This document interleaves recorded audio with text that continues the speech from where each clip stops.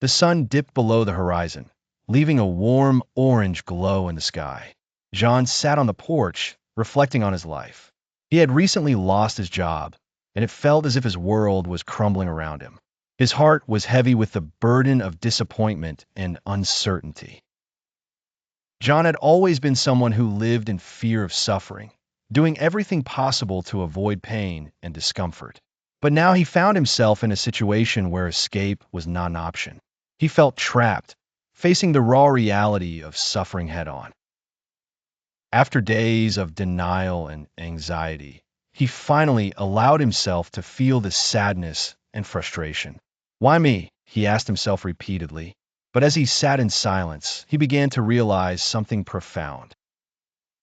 The suffering that he had always avoided was now teaching him valuable lessons. Instead of asking, "Why me?" John started asking, "What can I learn from this experience?" He began to see his suffering as a catalyst for change rather than an obstacle. He understood that suffering was a part of life, an inevitable consequence of living and trying. One morning, John woke up with a renewed sense of purpose.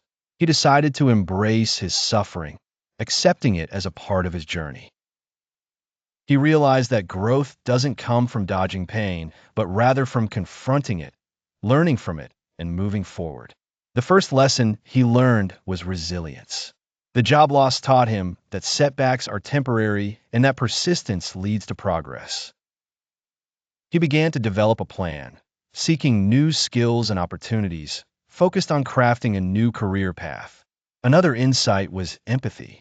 Experiencing his own pain helped him to understand the struggles of others. He became more compassionate, offering support to friends and colleagues facing similar challenges. His relationships deepened as he connected with others on a more genuine level. Moreover, John discovered the importance of priorities. Through suffering, he learned to identify what truly matters to him: health, family, personal interests, and he started to prioritize these over fleeting concerns like status and superficial success. Finally, he realized that suffering could lead to creativity.